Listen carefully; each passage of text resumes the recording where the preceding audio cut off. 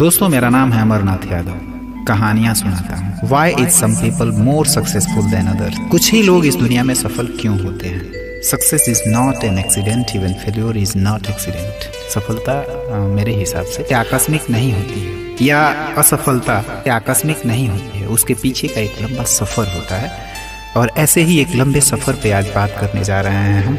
वसीर बद्र साहब का एक शेर याद आ रहा है मुझे। ये फूल मुझे कोई विरासत में मिले हैं, ये फूल मुझे कोई विरासत में मिले हैं, तुमने मेरा कांटों भरा बिस्तर नहीं देखा। एक ऐसे ही शख्स के कांटों भरे बिस्तर की बात करने वाले हैं हम आज। एक असफल व्यक्ति के सफलता की कहानी पर बात करने जा रहे हैं हम। बहरहाल ये कहानी एक किताब है, और साथियों 60 साल एक आदमी अपनी जिंदगी का तजुर्बा मात्र कुछ पन्नों में दे देता है।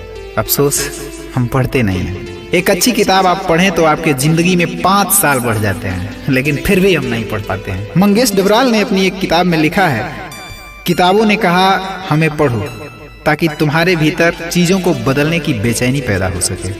हिंदी साहित्य अकादमी दिल्ली की अध्यक्षा और प्रसिद्ध उपन्यासकार मैत्रेयी पुष्पा कहती हैं, जिनके घर किताबों से भरी अलमारियां हैं, उनसे ज्यादा रईस कोई नहीं है। मैं जानता हूं इस भागती दौड़ती दुनिया में समय किसके पास है। इसलिए आज पहली बार सोशल मीडिया के प्लेटफॉर्म पर आप सबके लिए एक किताब की ऑडियो क्लिप लेकर आ रहा हूं, ताकि आप कम समय में इस किताब को आत्मसात कर सकें। ज्ञान का क्या, आंख से आए, कान से आए, दिल में उतरना चाहिए। सबसे पहले मेरी आवाज में आप तक पहुंचेगी जो किताब, वो है 12th फेल, हारा वही जो लड़ा नहीं। ये कहानी है एक असफल व्यक्ति के सफलता की कहानी। आईपीएस मनोज कुमार शर्मा 2005 बैच, मध्य प्रदेश के मुरैना की ये कहानी है, और जुनून कैरेक्टर का कुछ इस तरह से है। वसीर बद्र साहब ने शायद ऐसे ही किसी व्यक्ति के लिए लिखा होगा कि हम भी दरिया हैं, हमें अपना हुनर मालूम है, जिस तरफ भी चल पड़ेंगे रास्ता हो जाएगा। आइए चलते हैं इस किताब की ओर, जिसको लिखा है अनुराग पाठक जी ने। 12th फेल, हारा वही जो लड़ा नहीं। इस पुस्तक की भूमिका मेरे आदर्श और दृष्टि आईएएस कोचिंग के संस्थापक विकास दिव्यकीर्ति सर लिखते हैं। सिविल सर्विसेज की तैयारी के दौरान मैं हर साल जोश से भरे हजारों युवक और युवतियों से रूबरू होता हूँ। इनमें से कुछ सफल होते हैं और राष्ट्र सेवा के लिए निकल पड़ते हैं, पर कुछ मन को छूकर इतने करीब से कि आप चाहकर भी उन्हें भुला नहीं सकते। ऐसे ही 2 प्रतियोगी मनोज और श्रद्धा की कहानी इस उपन्यास की प्रेरणा बनी। जब कभी आंख बंद करके इन दोनों की कहानी याद करता हूँ तो दुनिया पर भरोसा बढ़ जाता है। कहने वाले लाख कहते रहें कि आजकल दुनिया में प्यार और ईमानदारी का अकाल पड़ा हुआ है, या यह कि दुनिया धोखाधड़ी और बेईमानी पर टिकी है, पर मुझे दुनिया की अच्छाई पर भरोसा बनाए रखने के लिए कुछ उदाहरण काफी लगते हैं। कुछ स्मृतियां साझा करना चाहता हूँ। पहली स्मृति, एक रात करीब 12 बजे घर की घंटी बजी। यह बात 2005 के सितंबर या अक्टूबर की है। उस समय तक मनोज भारतीय पुलिस सेवा में आ चुका था। वह ट्रेनिंग पर मसूरी में था। घंटी बजने पर हम चौंक गए और मन में उठ रही तमाम आशंकाएं दबाकर दरवाजा खोला। सामने मनोज खड़ा था। मिलते ही उसने पैर छुए और 500 रुपए का नोट पैर पर रख दिया। बोला, आज नौकरी का पहला वेतन मिला है। मुझसे रुका नहीं गया। मन हुआ कि आपके पास पहुंचूं और यह खुशी आपके साथ बांटूं। थोड़ी देर बैठकर वह मसूरी लौट गया ताकि वह सुबह ट्रेनिंग शुरू होने से पहले ही पहुंच जाए। हम अवाक थे। सैकड़ों सफल विद्यार्थियों से गहरा परिचय था, पर ऐसे जज्बातों की उम्मीद कभी नहीं की थी। वह 500 का नोट आज भी सुरक्षित रखा है। नोटबंदी भी उसे हमारी दुनिया से बेदखल नहीं कर सकी। दूसरा स्मृति चित्र, मनोज ट्रेनिंग पूरी करके महाराष्ट्र के एक जिले में तैनात है। श्रद्धा भी भारतीय राजस्व सेवा में शामिल हो चुकी है। एक दिन अचानक मनोज का फोन आया।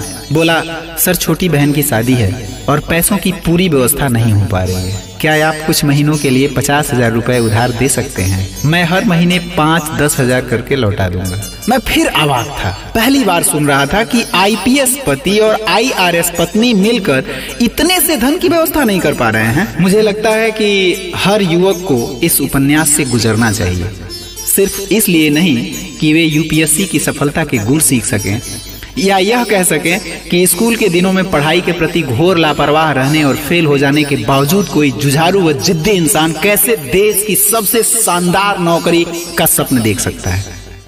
यह किताब इसलिए भी जरूरी है ताकि हमें जिंदगी को समझने, जीने और निभाने की कला समझ में आए। मेरा दावा है कि इस उपन्यास को ठीक से पढ़ लेने के बाद आप ठीक वही इंसान नहीं रहेंगे जो इसे पढ़ने से पहले थे। आप पाएंगे कि आपके अंदर कुछ बुरा था जो पिघल गया है और कुछ अच्छा था जो मजबूत हुआ है, और अब आप जिंदगी के प्रति पहले से कुछ ज्यादा सहज और आशावान हो गए हैं। अनुराग इस पुस्तक का लेखक विद्यार्थी जीवन से ही मुझसे जुड़ा रहा है। व्हाट्सएप पर क्रांति के बाद यह उसकी दूसरी कृति है और निस्संदेह उसका लेखन बहुत कम समय में काफी परिपक्व हुआ है। मैं इस पुस्तक के लाखों भावी पाठकों की ओर से उसे शुक्रिया कहना चाहता हूँ कि उसने इस कहानी को बेहतरीन अंदाजे बयां के साथ उनके सामने रखा है, वरना दुनिया में ऐसी कई शानदार चीजें हैं जो हमारी नज़रों से ओझल रहकर खत्म हो जाती हैं। ये विकास दिव्यकीर्ति सर के द्वारा लिखी गई इस पुस्तक की भूमिका है। कहानी अब यहाँ से स्टार्ट होती है। इस उपन्यास 12th फेल हारा वही जो लड़ा नहीं का पहला अंक मैं शुरू करने जा रहा हूँ यहाँ से। मुझे उम्मीद है कि आप सभी को ये पसंद आएगा। मार्च की एक सुबह थी। घर की छत पर सो रहे मनोज के चेहरे पर धूप पड़ने लगी थी। कुछ देर करवट बदलने के बाद वह उठकर बैठ गया। उसने देखा कि उसका दोस्त विष्णु अपनी छत पर गणित के सवाल हल कर रहा था। गणित के सवाल तो मनोज को भी हल करने चाहिए क्योंकि उसका 12th का पहला पेपर गणित का ही है, लेकिन उसे सवाल बिल्कुल समझ नहीं आते। फिर भी उसने पास पढ़ी गणित की किताब उठाई और पढ़ने की कोशिश करने लगा। मनोज अपनी तारीफ से बहुत उत्साहित होता है, इसलिए जब उसने देखा कि उसके घर के सामने के कुएं पर मोहल्ले की महिलाएं पानी भर रही हैं, तो उन्हें प्रभावित करने के लिए वह छत पर टहलते हुए गणित की सवाल ऊंची आवाज में पढ़ने लगा। महिलाओं तक उसकी आवाज पहुंच गई। एक महिला उसकी तरफ इशारा करते हुए बोली, हमारो मोड़ा बिल्कुल ना पढ़ा, एक मनोज है, रात भर छत पे लालटेन से पढ़त रहा। तो अपनी तारीफ सुनने का उद्देश्य पूरा हुआ। उसने व्यर्थ हाथ में पकड़ी किताब किनारे रखकर गुलशन नंदा का उपन्यास जलती चट्टान खोल लिया। रात को 1 बजे तक लालटेन की रोशनी में पढ़ने के बाद भी उसके क्लाइमेक्स के कुछ पेज रह गए थे। उसने 10 मिनट में उपन्यास पूरा किया और बाहर कुएं पर आ गया। महिलाएं अभी भी पानी भर रही थी। एक बुजुर्ग महिला को कुएं से पानी खींचने में कष्ट हो रहा था। मनोज ने उसका कष्ट देखकर उसकी बाल्टी भर दी। पुरस्कार में उसे महिला का आशीर्वाद प्राप्त हुआ। लल्ला तू फर्स्ट से पास हो गए। तब तक उसके सहपाठी विष्णु के पिता पंडित कालीचरण आ गए। गांव के स्कूल में कक्षा 8 तक गणित पढ़ाने वाले पंडित कालीचरण मनोज और उसकी योग्यता को अच्छे से जानते थे। उसे देखते ही वह बोल पड़े, परीक्षा की तैयारी कैसी है मनोज? गणित में पास होना मजाक नहीं है। फिर पंडित जी ने अपने बेटे विष्णु की तारीफ करना शुरू किया। मैंने तो विष्णु से कह दिया है कि फर्स्ट डिवीजन से पास नहीं हुआ तो मैं उसकी पढ़ाई बंद करा दूंगा, पर मैं जानता हूँ विष्णु गणित में होशियार है, उसके मन में पढ़ने की लगन है। मनोज इस सच्चाई को नकार नहीं सका। उसने पंडित जी की मदद के उद्देश्य से उनके हाथ से पानी की बाल्टी ले ली और उनके साथ चलते हुए उनके बेटे की तारीफ की। ताऊ, विष्णु जैसा होशियार लड़का तो पूरे जिले में नहीं है। मुझे तो पूरा भरोसा है कि वो इस बार जिले में फर्स्ट आएगा। यह कहते हुए मनोज की आंखों के सामने उसके पिता की धुंधली छवि आ गई और फिर अचानक विलीन हो गई। हल्की टीस उदासी के रंग में उसके चेहरे पर दिखाई दी। दोस्तों, मेरा नाम है अमरनाथ यादव, कहानियां सुनाता हूँ। हम पढ़ रहे थे अनुराग पाठक द्वारा लिखित उपन्यास 12th फेल हारा वही जो लड़ा नहीं, इन एसोसिएशन विद माँ दुर्गा विंध्यवासिनी रिकॉर्डिंग स्टूडियो, कटाई भरपुरवा, जटहा बाजार, कुशीनगर। साथियों, इस पाठ में हुई त्रुटियों के लिए मैं क्षमा प्रार्थी हूँ। आप अपनी सलाह कमेंट बॉक्स में जरूर दें और इंतजार करें अगले अंक का। फिर मिलेंगे एक नई ऊर्जा के साथ अगले अंक।